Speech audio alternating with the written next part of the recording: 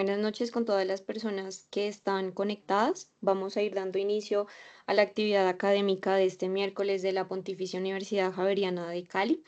El tema de hoy le corresponde al doctor Manuel Francisco Dueñas, quien es residente de segundo año de cirugía pediátrica. El tema que nos va a presentar es hernia diafragmática congénita y su tutor es el doctor Carlos Melo, quien es profesor del programa de cirugía pediátrica.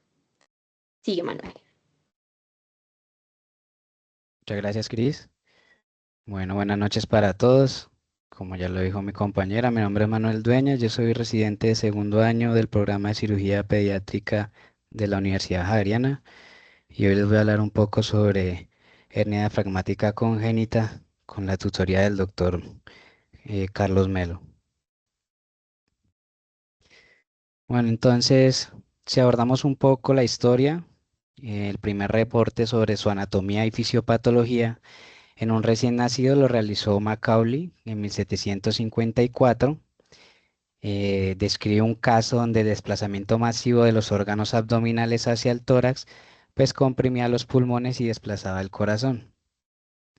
Ya en el siglo XIX, el progreso continuó con Bowditch, quien en 1847 pues ya logró el primer diagnóstico clínico al lado de la cama del paciente y sugirió además que la laparotomía podría ser el abordaje adecuado para su corrección. Un año después, en 1848, Bochdalek describió la zona posterolateral del diafragma y pues hoy en día su nombre permanece ligado a esta patología. La primera reparación exitosa en un niño fue documentada en 1905 por Heidenheim, pero el verdadero cambio en el pronóstico neonatal no iba a llegar sino hasta 1940, cuando la Gross reportaron la supervivencia de 9 de 16 pacientes operados. Durante parte del siglo XX, la hernia diafragmática congénita fue tratada como una emergencia quirúrgica, con una falsa creencia de que liberar el tórax iba a mejorar la ventilación, aunque esto frecuentemente resultaba en un deterioro fatal después de una breve fase de estabilidad. Y no fue sino hasta la década de 1980 cuando ocurrió un cambio en el paradigma, al reconocerse que estábamos ante una emergencia fisiológica y no quirúrgica, lo que nos llevó a la estrategia actual de estabilización médica prolongada y la cirugía diferida. Entrando en materia entonces, definimos la hernia diafragmática congénita como una anomalía del sistema cardiopulmonar que resulta tanto de la alteración en el desarrollo como de una compresión mecánica que está asociada debido pues a la herniación de los órganos abdominales al tórax. Esto nos va a dar lugar a la triada fisiopatológica de hipertensión pulmonar, hipoplasia pulmonar y disfunción cardíaca, lo que pues nos va a requerir un manejo de cuidado crítico. En cuanto al panorama actual, el diagnóstico ocurre durante el periodo prenatal para aproximadamente el 60 al 80% de los recién nacidos en los Estados Unidos. La tasa de supervivencia general entre estos pacientes se mantiene aproximadamente entre un 65% a un 80%, dependiendo de la ubicación geográfica. A pesar de la mejora constante que hemos visto a lo largo del tiempo, pues esta patología sigue asociada a una alta morbilidad a largo plazo.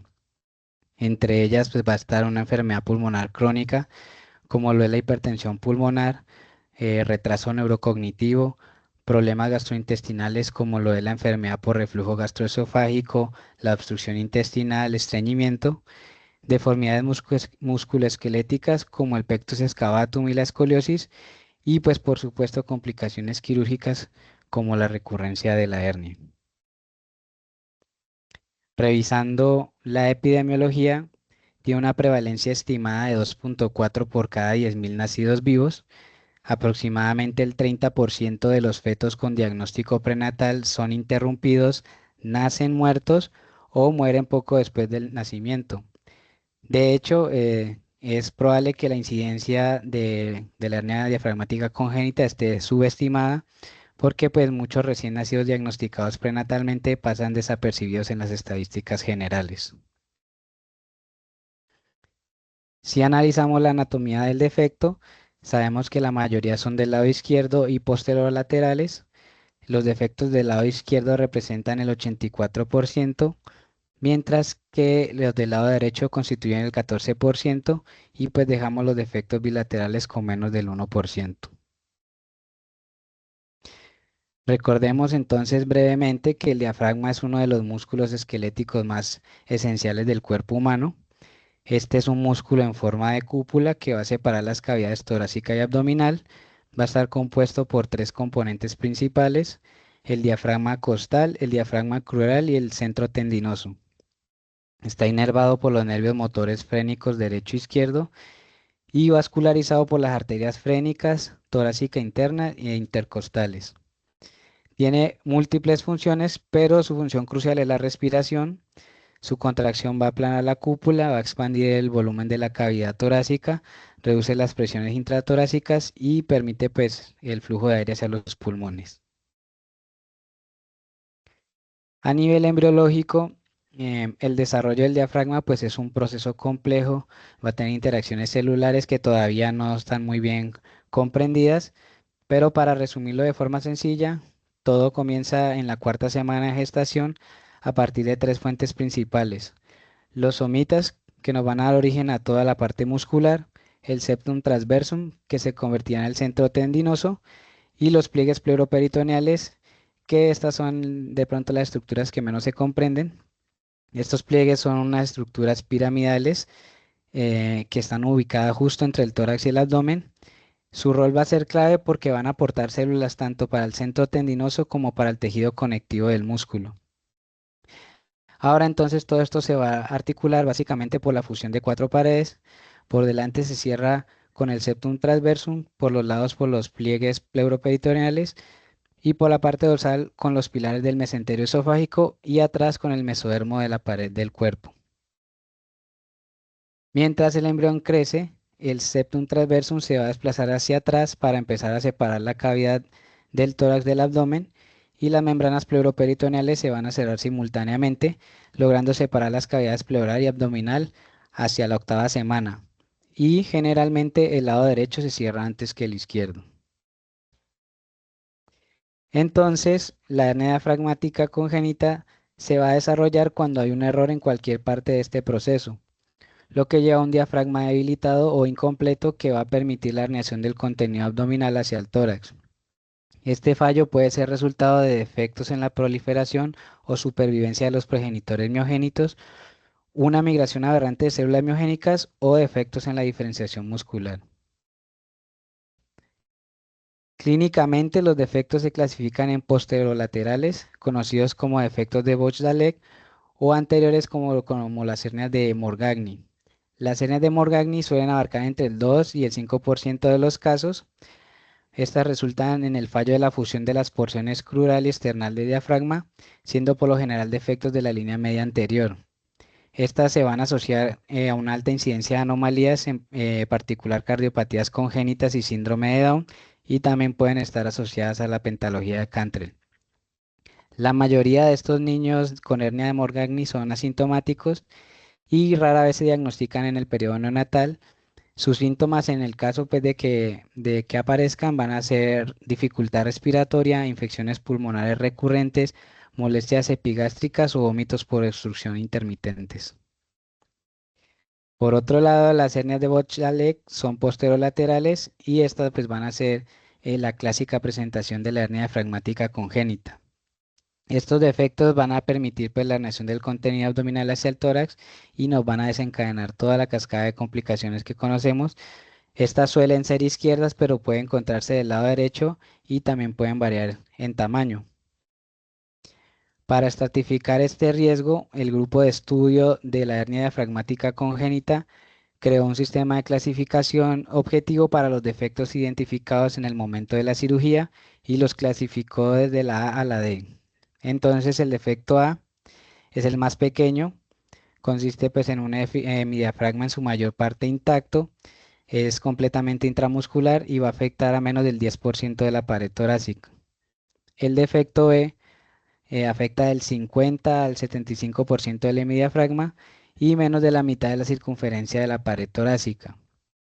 El defecto C es cuando está presente aproximadamente sobre el 25% del diafragma y va a involucrar a más de la mitad de la pared torácica.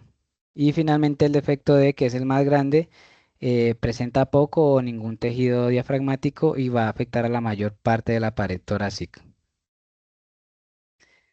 Bueno, entonces, pasando al desarrollo pulmonar, como sabemos, pues esto va a ser un evento programado y regulado por factores genéticos, hormonales y de crecimiento. Tradicionalmente se va a dividir en 5 etapas y pues lo interesante aquí es ver cómo la hernia va a ir interrumpiendo cada una de ellas.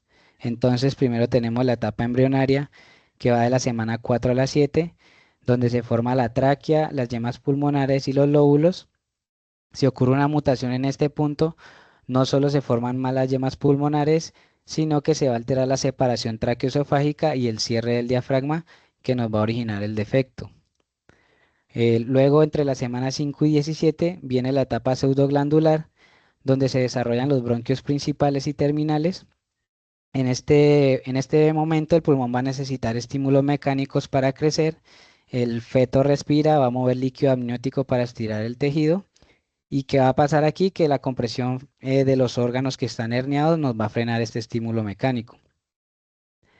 Después entramos a la etapa canalicular de la semana 16 a la 26, donde aparecen los vasos sanguíneos pulmonares y los bronquiolos respiratorios que nos van a hacer posible el intercambio de gases. Luego la etapa sacular, desde la semana 24 hasta el término. Aquí se van a madurar los sacos alveolares y se va a empezar a producir surfactante. En estas dos etapas, la canalicular y la sacular, la compresión mecánica de la hernia no nos va a permitir que los bronquios se sigan ramificando y que los alveolos maduren. Y ya finalmente en el periodo postnatal viene la etapa alveolar, pues donde los alveolos funcionales van a terminar de multiplicarse. Entonces, como vemos, pues el daño de la hernia diafragmática no ocurre en un solo momento, sino que pues es un daño continuo que altera pues la anatomía y la fisiología pulmonar desde las primeras semanas de gestación hasta el nacimiento. Uno de los sellos distintivos de esta patología es la hipoplasia pulmonar, que se va a caracterizar por una disminución en las divisiones bronquiales, bronquiolos y alveolos. Estos niños pues van a presentar menos ramificaciones, retraso del desarrollo alveolar, aumento del tejido intersticial, reducción del espacio aéreo y también un marcado aumento en la musculatura del lecho vascular pulmonar.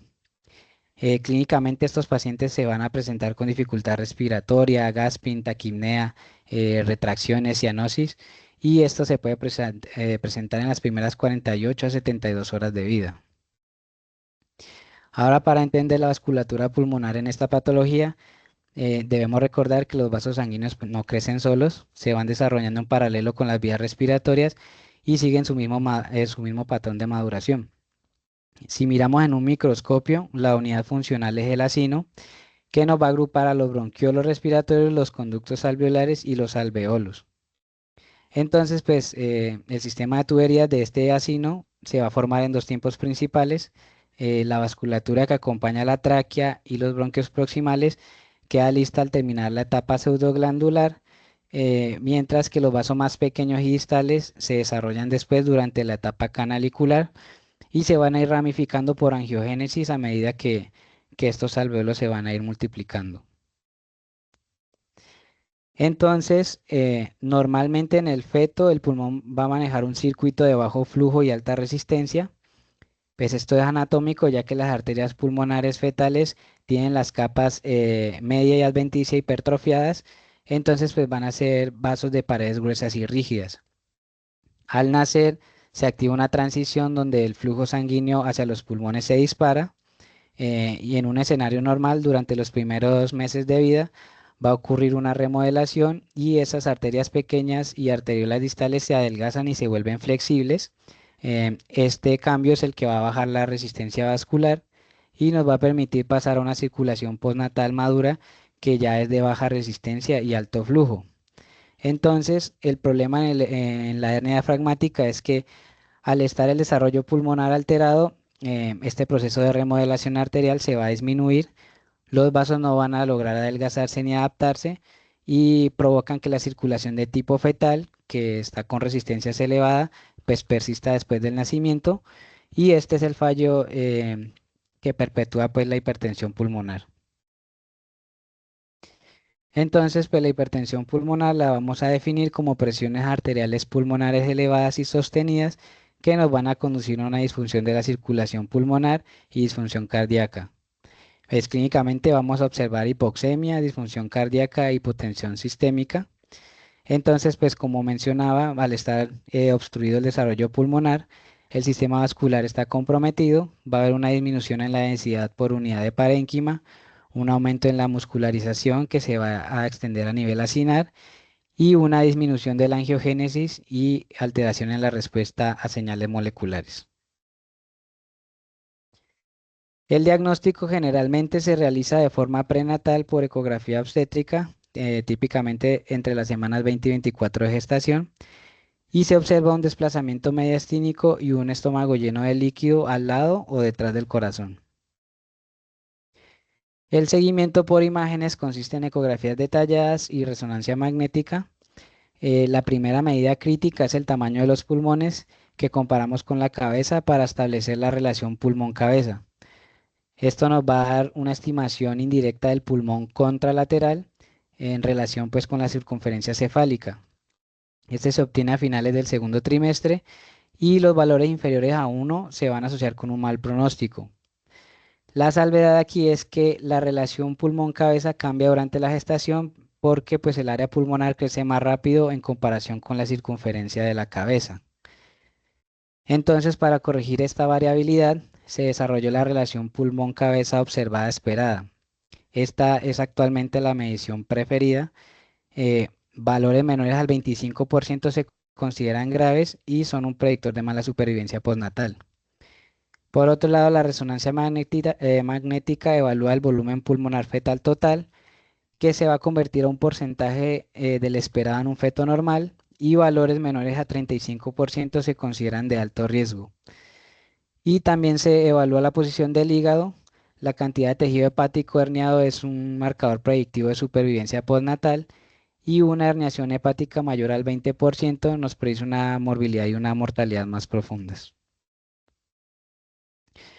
Bueno, entonces respecto al manejo prenatal, aunque ya han hecho muchos intentos para identificar intervenciones farmacológicas, actualmente pues no existen estas terapias. La única estrategia clínica para promover el crecimiento pulmonar en los casos más graves es la oclusión traqueal endoluminal fetoscópica o procedimiento feto.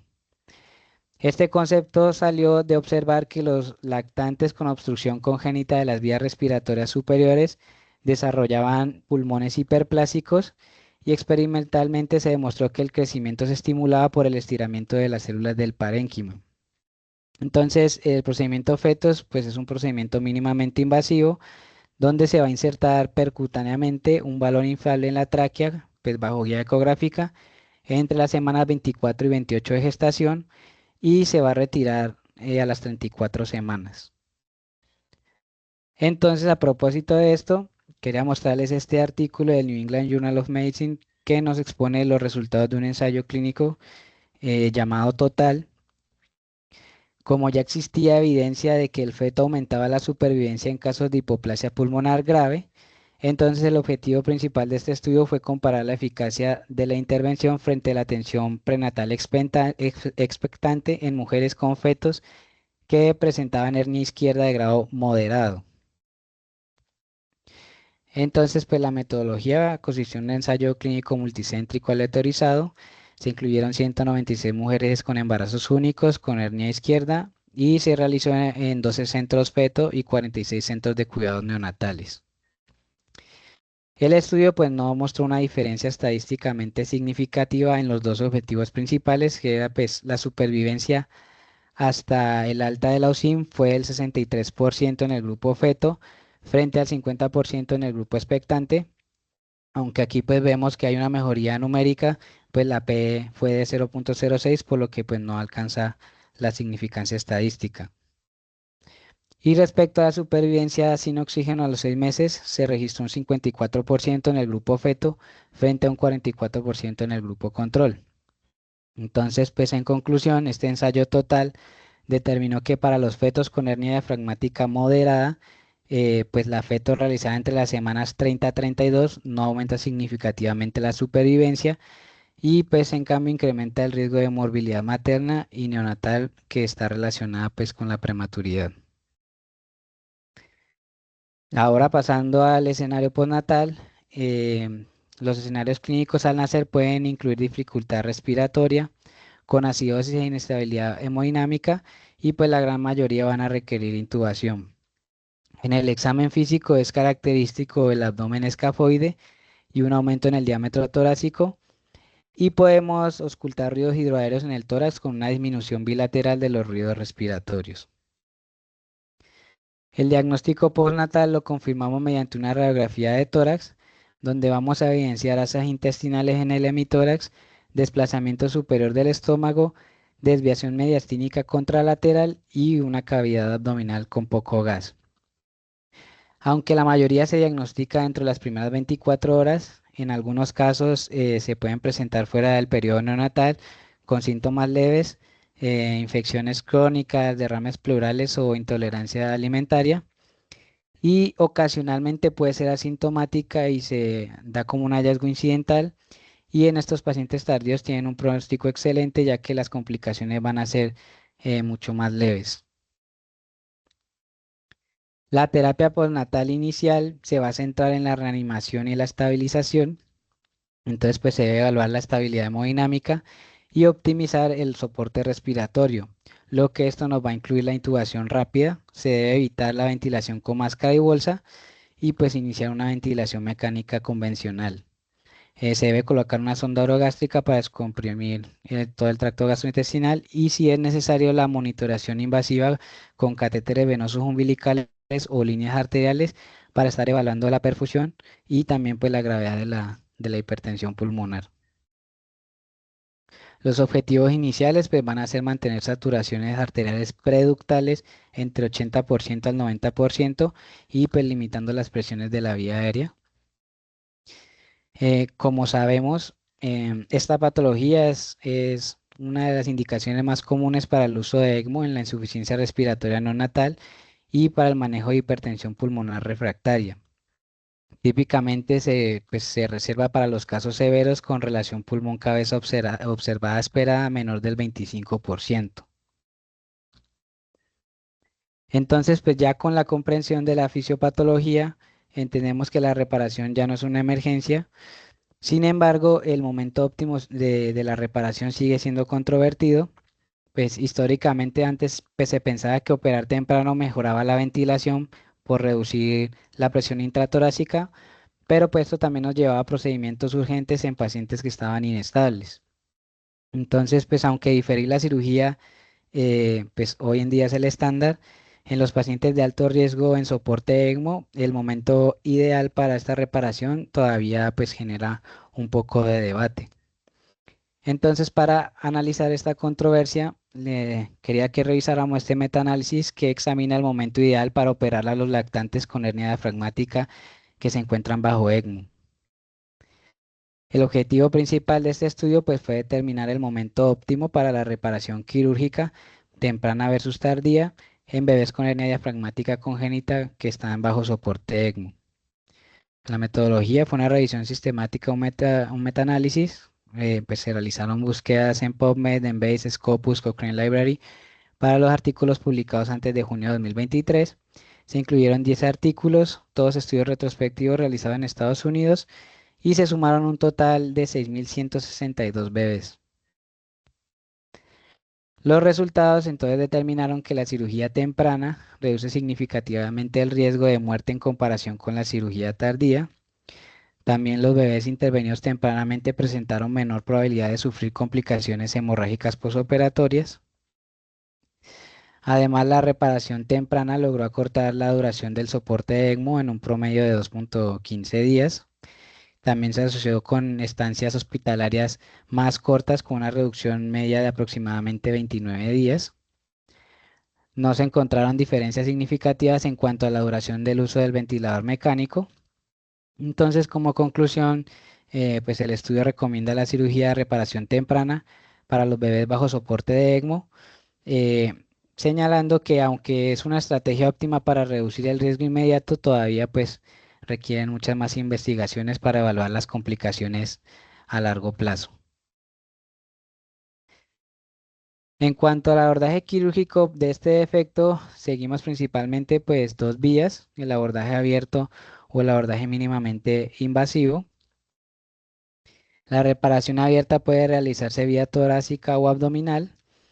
Las ventajas de la laparotomía subcostal, que es el abordaje abierto más común, pues van a ser una reducción más fácil de las vísceras, una capacidad de movilizar el borde posterior del diafragma y un manejo de la malrotación intestinal si se requiere. Entonces, pues técnicamente vamos a colocar al paciente en decúbito supino con la columna toracolumbar un poco elevada. Vamos a realizar una incisión subcostal ipsilateral a 1 centímetro del margen costal y vamos a exponer el defecto después de reducir los órganos abdominales.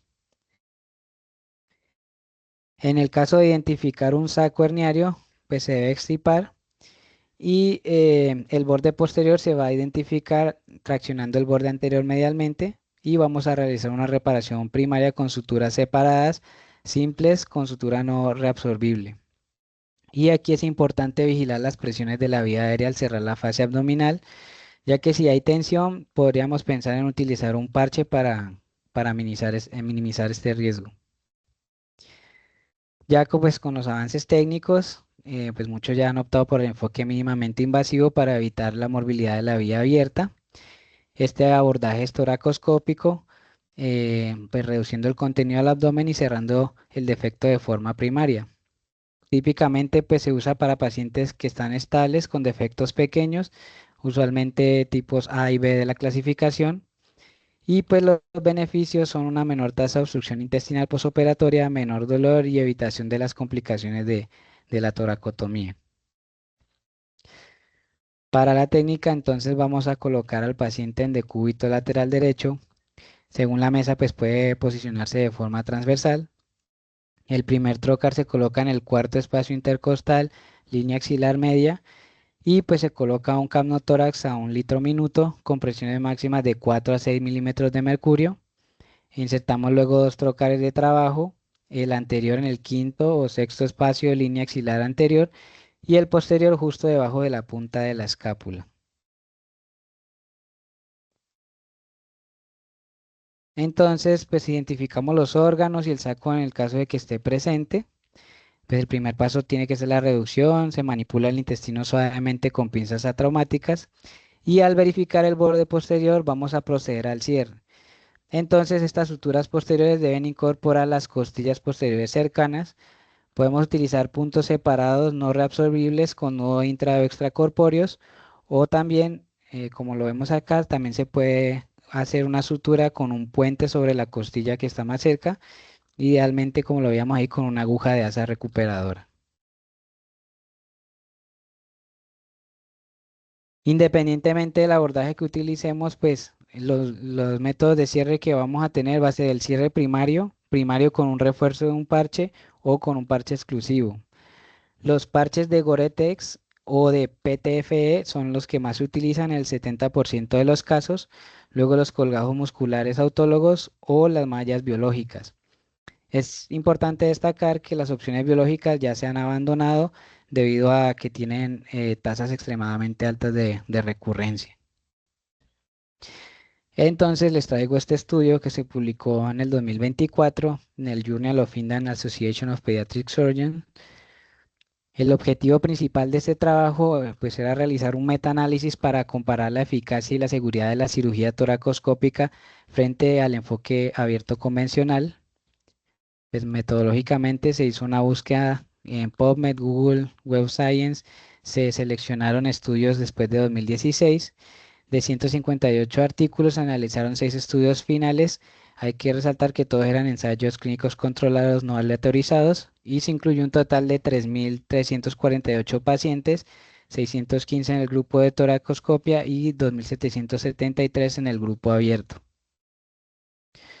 Los resultados mostraron que la mortalidad posoperatoria fue significativamente menor en el grupo de cirugía toracoscópica en comparación con la abierta y que los recién nacidos operados por toracoscopia presentaron una estancia hospitalaria más corta y una tasa de complicaciones generales más baja.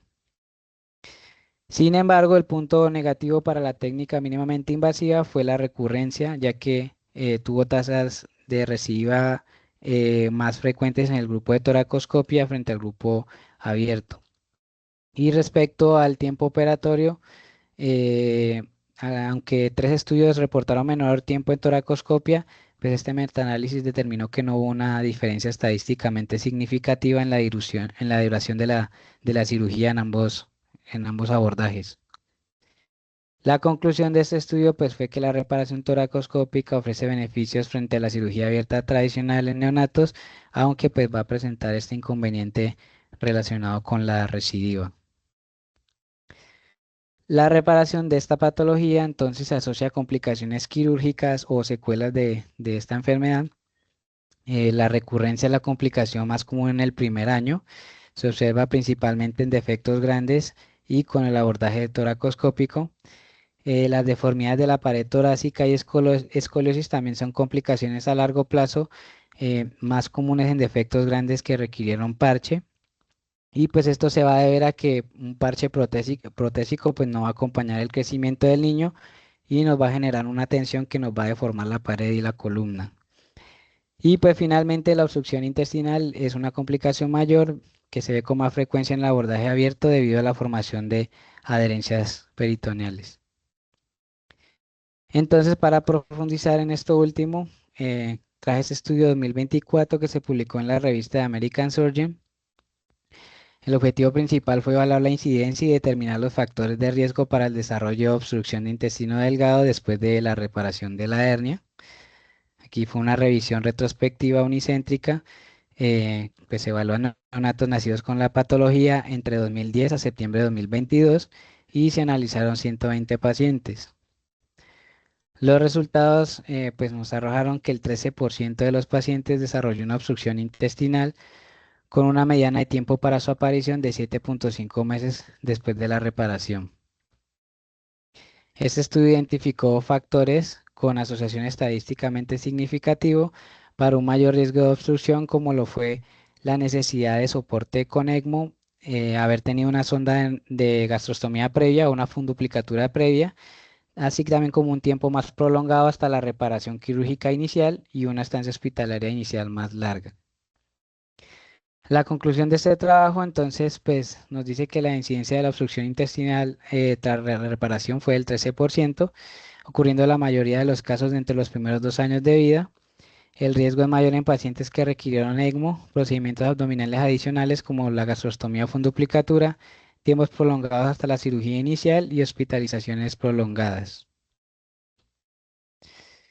Y para concluir, pues la supervivencia de la hernia diafragmática congénita todavía pues continúa mejorando gracias a todos estos avances en el manejo crítico y quirúrgico y pues esto nos enfrenta a una mayor carga de morbilidad en los pacientes supervivientes. La enfermedad pulmonar crónica, la disfunción gastroesofágica y oral y los retrasos en el neurodesarrollo pues van a ser secuelas comunes que nos van a obligar a hacer un seguimiento multidisciplinario a largo plazo. Y no debemos olvidar que el tamaño inicial del defecto pues sigue siendo un predictor fundamental que se correlaciona directamente con la incidencia y la gravedad de estas complicaciones. Muchas gracias.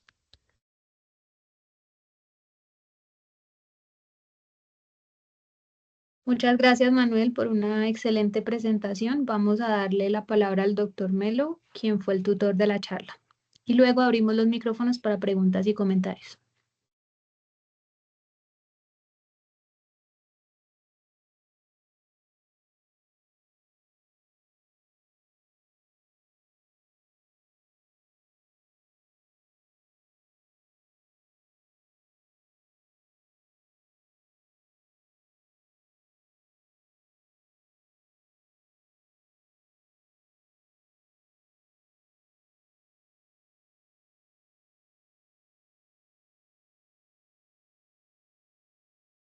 Doctor Melo, ¿no se escucha?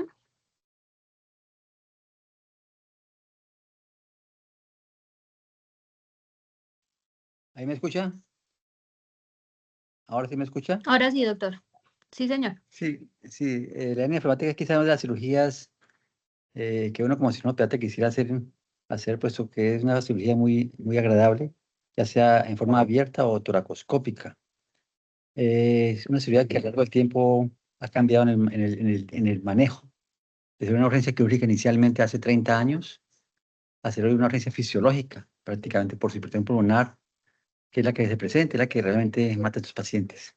La gran hernia diafragmática, los pacientes nacen muertos la mayoría. Por eso hay, como decía Manuel, hay una discrepancia en el diagnóstico de esos pacientes. Quizás sea mucho más grande el porcentaje de pacientes con hernia diafragmática puesto que muchos nacen muertos y no se hacen diagnósticos de patología de esos pacientes. Por eso la gran hernia diafragmática tiene una mortalidad muy alta realmente. La mortalidad puede llegar hasta el 90% y casi 100% en algunos casos. Depende, los que nacen bien, que se operan, son quizás los que tienen mejor pronóstico, la verdad. La hernia diafragmática es un reto para el intensivista realmente, puesto que debe corregir la hipertensión pulmonar, corregir los cambios hemodinámicos que presenta el paciente, pero hay una barrera importante en nuestro medio y es el uso de ECMO. No siempre se dispone de ECMO en las instituciones. De hecho, hay sitios donde tienen el ECMO, pero no tienen las cánulas para recién nacidos, por ejemplo. Y eso es un problema. Entonces, ¿cómo tienen los pacientes? De otra forma, de otra forma, usando medicamentos para vasodilatar las arterias pulmonares, usando ventiladores de alta frecuencia o ventilador no convencional. Pero la espera es quizás lo que nos puede dar la solución en el tiempo. No hay que tener prisa por la cirugía. Si vimos en el ECMO, el paciente se va a operar precozmente cuando el paciente está metido en ECMO. Sí, precozmente le va mejor. Pero cuando tenemos ECMO, tenemos que esperar a que la hipertensión pulmonar se controle. Eso puede tardar incluso hasta una semana, incluso en algunos casos. Otros se resuelven más rápidamente y eso es lo que llama cirugía. Respecto ya a la cirugía como tal, las indicaciones de cirugía, hablamos de toracoscopia para saltarnos a la abierta. ¿Cuándo hace uno cirugía toracoscópica en esto? Cuando tiene experiencia, es lo más importante. Porque los errores en el tratamiento quirúrgico por toracoscopia es ese, la inexperiencia. El pretender cerrar un diafragma que no cierra porque no es un grado 1 o 2, es quizás un 3 o un 2 que es muy grande. Entonces, intentar cerrar eso va a quedar atención a ese músculo, así lo fija la costilla y se puede abrir por ahí. Cuando usted piensa que necesita malla, ese defecto herniario, a lo mejor no lo puede hacer por toracoscopia, sino en forma abierta, abierta. Por eso definir la toracoscopia requiere experiencia y decisión, puesto que los mayores complicaciones que tiene es la recibir la hernia diafragmática y se ve cuando se está empezando inicialmente por toracoscopia. Por eso los casos deben ser bien seleccionados para hacerlos por toracoscopia. Ahora, el saco herniario. Eso está en discusión, siempre está en discusión. Hay gente que lo reseca, gente que no reseca. Yo lo resequé por muchos años cuando hacía cirugía abierta, incluso toracoscópica, pero cada vez lo reseco menos el saco herniario, ¿entiende? Por antes, antes que cuando no lo resecas, el punto lo es sobre musculatura diafragmática, no sobre el saco herniario, para evitar recidiva. Siempre que hay punto de hernia diafragmática, apuesta en las costillas, para que tenga buena fijación ese diafragma que has fijado. En la técnica abierta, pues es más engorrosa, más compleja, porque hacer una manipulación muy extensa del intestino y puedes producir obstrucción intestinal a largo plazo. Ahora, grande hernia diafragmática a veces son complejas de cerrar y muchas veces uno podría pensar en dejar de un abierto. Cuando es un defecto muy grande y al que aparte se operan tardíamente, tiene mucho edema en la pared abdominal o las intestinales, a veces podría incluso plantear hacer un cierre por etapas, cerrar el defecto herniario, incluso dejar el abdomen abierto. Eh, pero eso es más o menos la experiencia de cada grupo. Hay grupos con mucha experiencia, como la gente del Garrahan, que tiene mucha experiencia en hernia diafragmática. Ellos hacen mucha cirugía abierta, incluso hay en casos en el cual el defecto es pequeño, pero como decía al principio, el defecto es grande y requiere malla, lo mejor es convertirlo a cirugía abierta. Ese es mi comentario, Manuel. Espero pues sirva para entrar la discusión.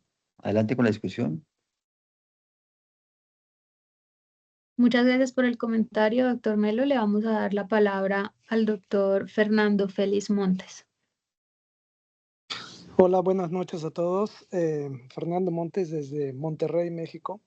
Yo creo que esta es una de las patologías donde tiene que haber un equipo multidisciplinario desde que se hace el diagnóstico, como bien lo mencionó a las 22, 24 semanas, y desde ese momento se tiene que integrar un equipo compuesto por normalmente perinatólogos, neonatólogos, cirujanos pediatras, especialistas de ECMO, cirujanos cardiovasculares, si es que en un momento dado se piensa que se va a hacer abordaje con ECMO, ¿no?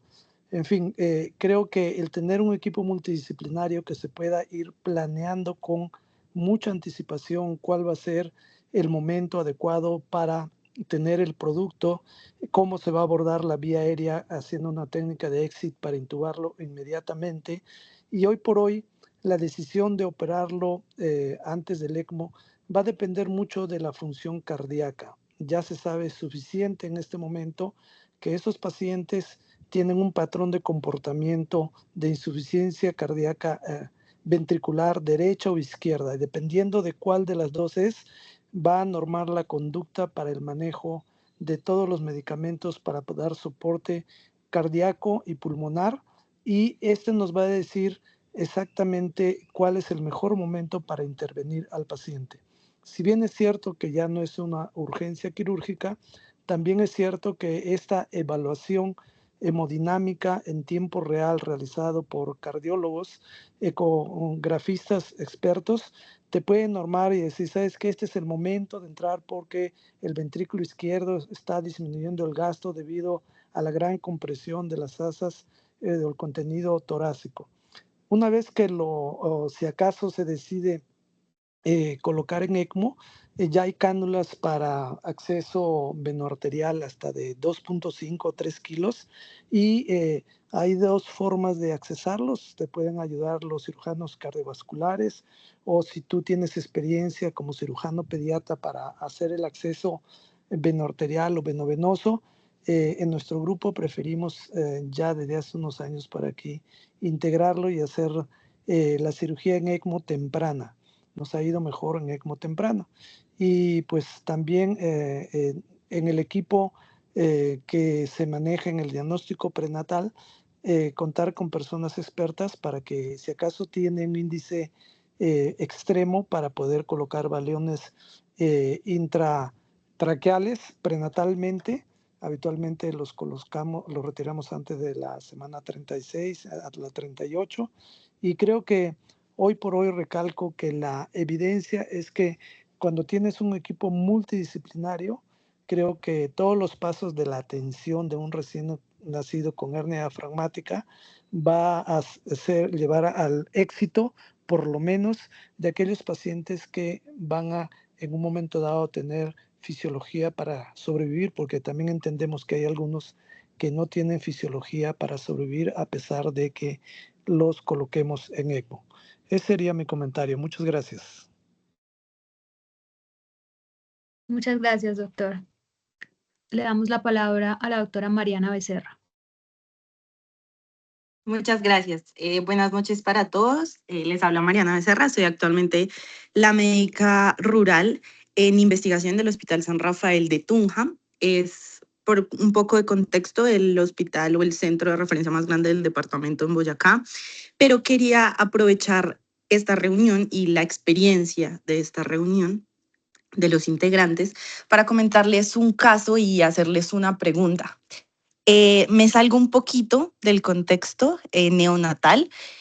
Nos llega un paciente de 16 años con una hernia diafragmática, un defecto herniario de más o menos 8 centímetros, que después de ahondar y preguntar en historia clínica, de ver, digamos que el resto de causas traumáticas por las cuales se pudo haber generado el defecto, llegamos a la conclusión que de pronto era un defecto herniario congénito de pequeño diámetro que por una u otra razón en el paciente que coincidencialmente era deportista se pudo agrandar o se pudo presentar.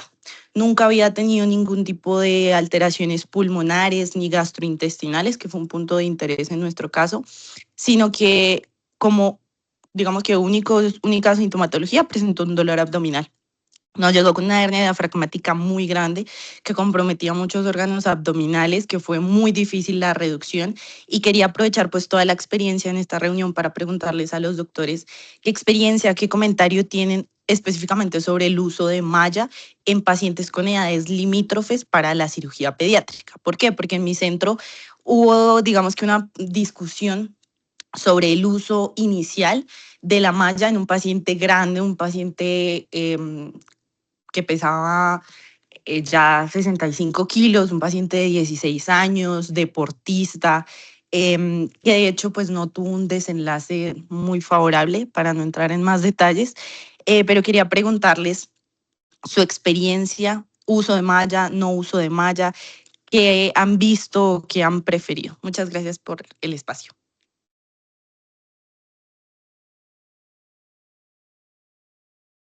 Le damos la palabra al doctor Melo.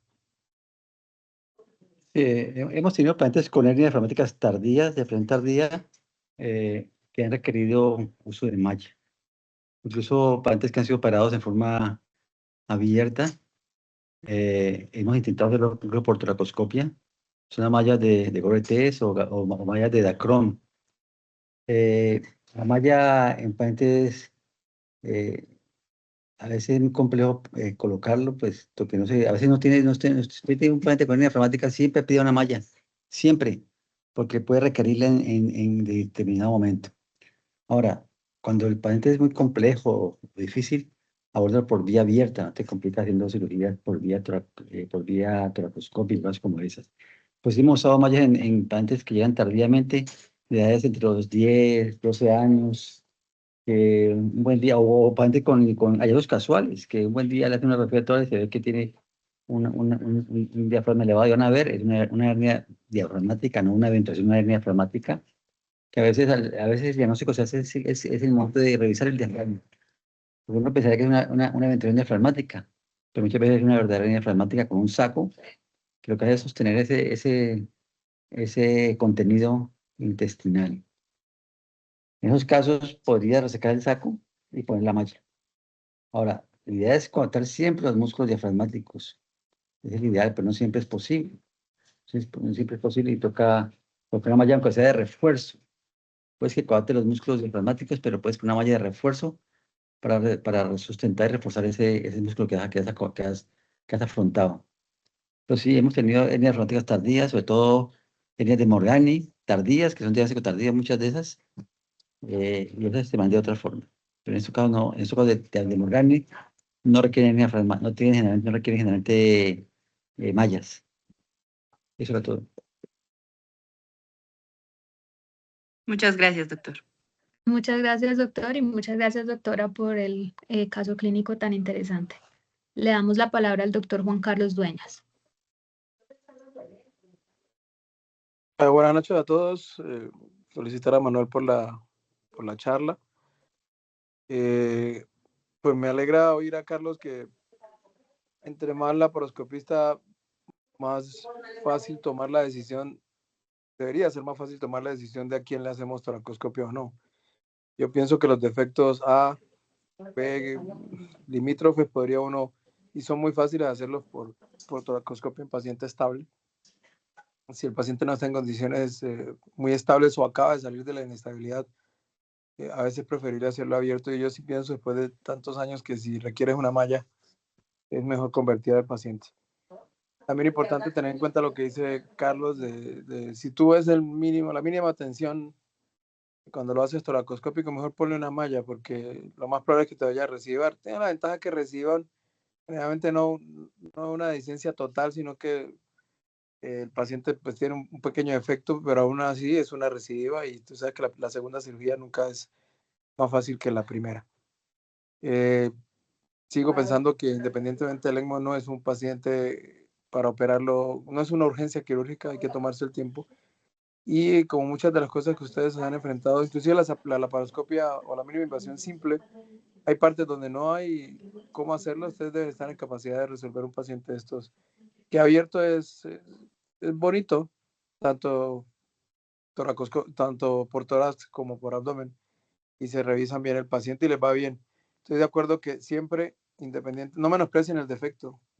La medición del defecto por imágenes son indirectas y hay que tener una malla a la mano siempre.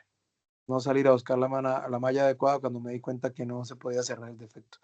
Así que de acuerdo, siempre entren con una malla. En cuanto a la doctora, generalmente es un paciente que si no debutó con un encarcelamiento, que es lo grave, porque a mí me ha tocado pacientes adolescentes con antecedentes de trauma que debutan con una oclusión intestinal y entramos y ya hay sufrimiento de asas, lo cual complica el manejo de esos pacientes, pero si el tamaño del defecto es grande hay que ponerle malla, por eso hay que entrar con la malla siempre. Y resolverlo de la manera que tenga la experiencia el cirujano que realice la corrección. Gracias por la charla. Muchas gracias por el comentario, doctor. Tiene nuevamente levantada la mano del doctor Fernando. Hola, buenas noches. Sobre el caso de la doctora del Hospital de Boyacá.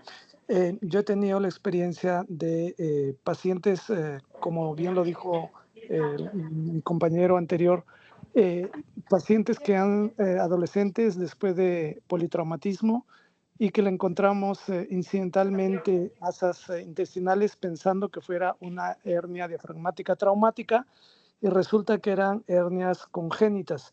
La idea de estas hernias es que parecen muy pequeñas, pero el diafragma a esa edad de la adolescencia está un poco más tenso el músculo y es difícil verdaderamente de aproximarlo, por muy pequeños que parezcan. Entonces nosotros habitualmente utilizamos malla dual mesh, es la que utilizamos y creo que no hay que dudar de ponerle a dual mesh. La parte muscular de los adolescentes habitualmente, como les menciono, es muy fibroso el músculo, es muy tenso y normalmente, por muy pequeña que parezca, no logra cerrar. Si un adolescente ha llegado a esta edad, pues se supone que no tuvo o tuvo muy poca hipertensión pulmonar y habitualmente son defectos pequeños.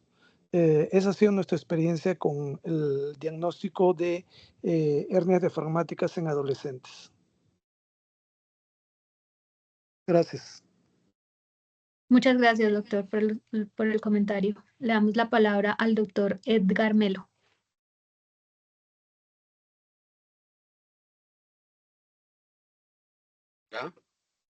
Hola, buenas noches. No sé si me escucho porque creo que mi micrófono está fallando, pero bueno. En cuanto al uso de malla, en el centro de formación donde yo me formé como cirujano pediatra y cirujano neonatal,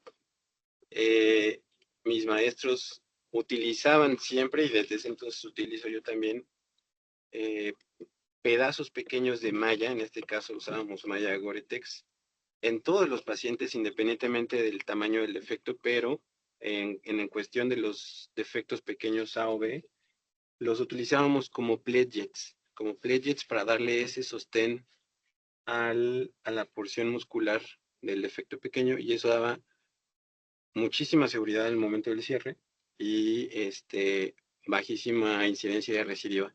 Ahora, en respuesta al contexto del caso de la doctora de Guayacame, me parece, nosotros también atendemos en el centro hospitalario donde estamos muchos pacientes de herida por arma de fuego que tienen hernias secundarias a algún traumatismo por el arma o por alguna otra cosa.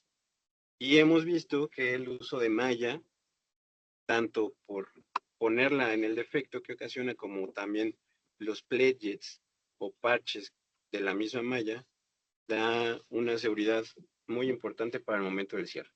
Muchas gracias. Muchas gracias, doctor. Le damos la palabra al doctor Ibrahim Soto. ¿Qué tal? Buenas noches. Ibrahim Soto de Monterrey. También está la opción de, no es nada difícil sacar un colgajo de transverso cuando sientes que está quedando un poco tenso el cierre.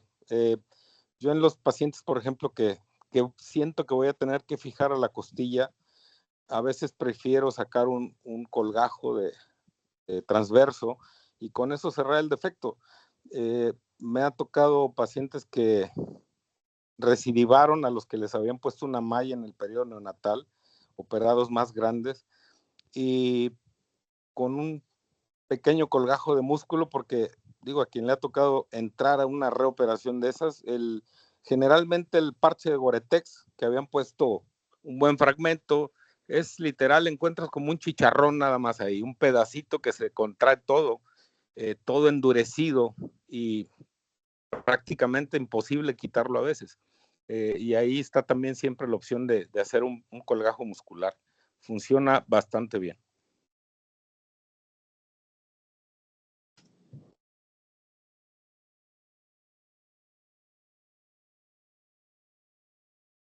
Muchas gracias, doctor.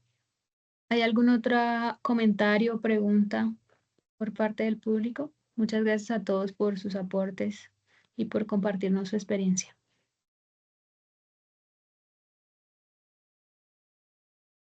Gracias por los comentarios y por la presentación, Manuel. Muchas gracias a todos. Muchas gracias, doctor. Bueno, muchas gracias a todos por participar. Los esperamos la próxima semana en la sesión.